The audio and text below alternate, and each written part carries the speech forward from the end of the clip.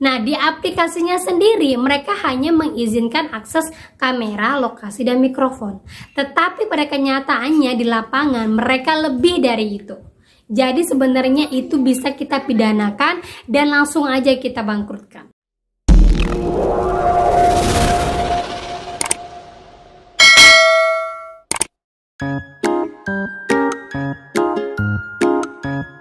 Halo, assalamualaikum warahmatullahi wabarakatuh.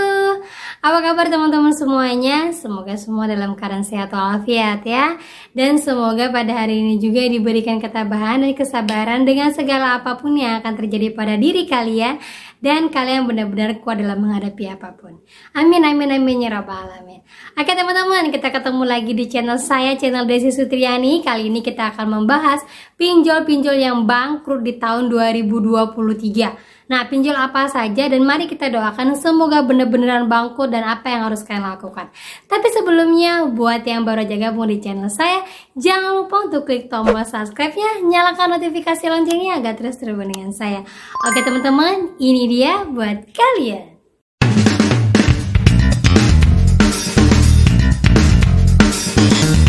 Pak Junaidi, apakah memang benar edukasinya sudah cukup diterima oleh para nasabah yang menjadi korban yang Anda tangani misalnya? Edukasinya aneh, dalam artian kayak gini loh. Gimana? Contoh lah, edukasi apa yang dimaksud? Contoh misalkan, oh kalau nanti tidak bayar akan ada teror, coba dikasih kayak gitu. Kalau sampai Anda tidak bayar maka akan diteror sampai ke sanak keluarga Anda, ke anak cucu, coba sampaikan kayak gitu. Tapi itu sekali lagi ilegal atau legal, Pak? Yang legal. Karena di sini ada Pak Sunu cuma maunya yang hanya menjelaskan yang legal kan.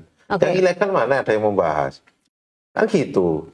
Hanya Pak OJK aja, Pak Sarjito yang mau bahas, dan itu pun menurut saya absurd, nggak jelas.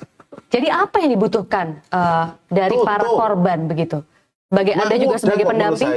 Sudah, yang ilegal ambil satu, tangkepin, penjarain. Sampai sekarang saya tidak ketemu. Yang mendanain ilegal itu siapa? Tidak ada yang ditangkepin. Paling yang ditangkep DC. Oke. Nah teman-teman udah dengar ya wawancara dari salah satu teman kita ya, yang menyatakan, nah kalau bisa pinjol legal itu ditutup, jangan hanya berantas pinjol ilegal saja, kalau bisa yang legal juga ditutup. Karena apa? Imbasnya bukan hanya pada diri kita, bisa ke anak kita, bisa ke cucu kita, keluarga kita, dan saudara-saudara kita. Nah itulah efeknya kalau kita terus-menerus menggunakan pinjol. Nah salah satu menekan agar pinjol itu tidak berkembang adalah dengan tidak adanya lagi yang menggunakan pinjol dan tidak adanya lagi pembayaran ke pinjolnya lagi, alias galbay. Nah untuk pinjol-pinjol yang akan saya bahas ini itu adalah pinjol-pinjol legal, pinjol-pinjol besar yang dia sebenarnya di aplikasinya itu hanya mengakses kamera, lokasi, dan mikrofon. Tapi pada kenyataannya DC lapangannya itu sampai datang ke kantor, nelpon ke kantor, sampai mempermalukan kita depan umum, baik di tetangga kita ataupun di kantor kita. Nah salah satunya itu adalah pinjol Indodana. Buat teman-teman semuanya, kalau yang kalian punya Indodana pasti kalian akan merasakan sering diteror sama pinjolnya itu ke kantor. Nah hal ini sebenarnya adalah pidana. Karena apa? Sesuai dengan peraturan dari OJK dan peraturan keuangan, pinjol itu hanya boleh menagih ke rumah, ke alamat KTP, bukan ke kantor ataupun langsung mendatangin kantor. Karena apa? Itu bisa termasuk dalam undang-undang pencemaran nama baik, nanti bisa masuk pidana. DC-nya bisa kita pidanakan.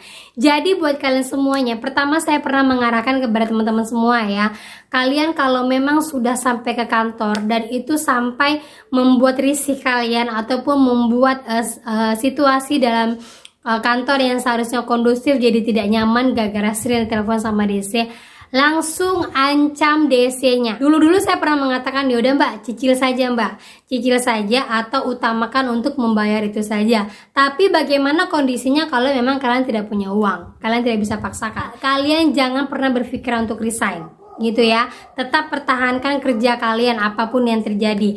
Nah untuk DC-nya langsung saja ancam dengan hukuman pidana ini. Sudah dijelaskan teman-teman ya. Jadi dari tahun 2021 sebenarnya ancaman untuk DC lapangan ini sudah ada.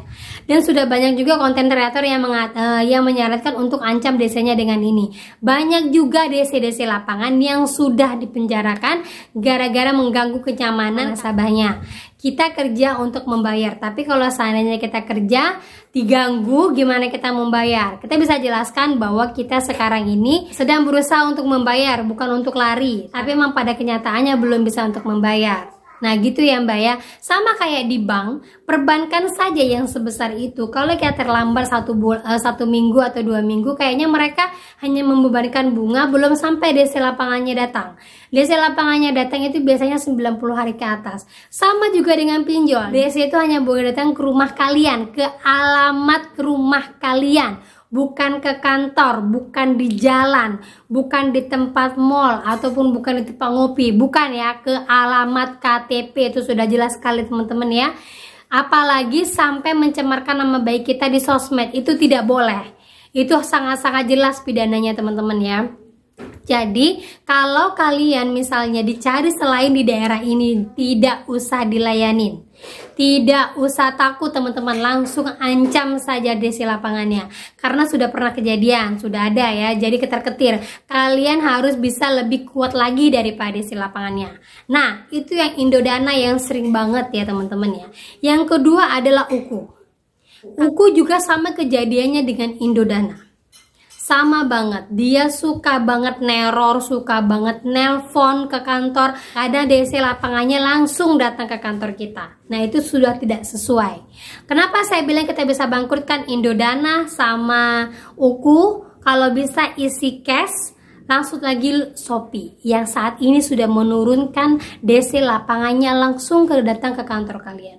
Kalau bisa ini juga galbaikan teman-teman. Kalian rame-rame galbaikan ini, kalian sebutkan alasan kenapa kalian harus galbaikan. Karena dia sudah menagih di luar dari peraturan yang ada. Menagih selain di alamat si nasabah, yaitu datang langsung ke kantor kalian, menelpon kalian, meneror kalian. Sementara itu sudah jelas-jelas peraturannya di dalam peraturan undang-undang bahwa itu sangat dilarang, tidak dibenarkan, tidak diizinkan. Jadi pinjol-pinjol yang saya sebutkan ini, Indodana, UKU, Sikas, dan Shopee, ini melakukan semuanya di luar dari yang mereka izinkan. Nah di aplikasinya sendiri mereka hanya mengizinkan akses kamera, lokasi, dan mikrofon. Tetapi pada kenyataannya di lapangan mereka lebih dari itu. Jadi sebenarnya itu bisa kita pidanakan dan langsung aja kita bangkrutkan. Nah kalau kekuatan kalian lebih besar, saya yakin banget ya kalau laporan kalian banyak banget ke OJK, pasti OJK akan bertindak. Karena sekarang ini OJK kayaknya seneng banget deh, katakan bahwa pengaduan masyarakat sudah turun, Kalian klik aja deh, search aja di Google, kalian cari ya OJK pengaduan masyarakat tuh langsung keluar tuh. Tahun 2023 bulan Juni, bulan Juli pada mengatakan bahwa pengaduan masyarakat sudah turun, tidak banyak lagi, biasanya satu hari sampai ribuan. Nah, itu menjadi alasan dari pihak OJK. Jadi kalau bisa, karena mereka ini sudah menagih di luar dari yang mereka tentukan sendiri dan di luar dari ketentuan keuangan, kalian bisa bangkrutkan mereka. Tidak usah bayarkan galbaikan dengan alasan yang jelas. Tidak ada hukuman pidana. Kalau kalian ngikutin channel dari Pak Polisi yang mengatakan bahwa peraturan perundang-undangan di kepolisian pun tidak ada yang bisa mempidanakan nasabah yang galbay. Kalau kalian mau galbay aja sekalipun dia nelfon ke kantor. Kalau dia nelfon ke kantor itu sudah cara yang ilegal. Kalau dia menagih melalui sosmed itu sudah cara yang ilegal. Jadi kalau sudah hal yang seperti itu, galbaikan saja. Jadi buat kalian semuanya jangan takut ya teman ya. Kekuatan netizen adalah kekuatan yang sebenarnya. Jadi jangan takut ya. Oke teman-teman, itu saja yang saya sampaikan. Semangat buat kalian semuanya, jangan pernah menyerah, jangan pernah patah arang. Semoga semuanya tetap sehat, selamat, dan lebih baik lagi. Akhir kata saya ucapkan, Assalamualaikum warahmatullahi wabarakatuh.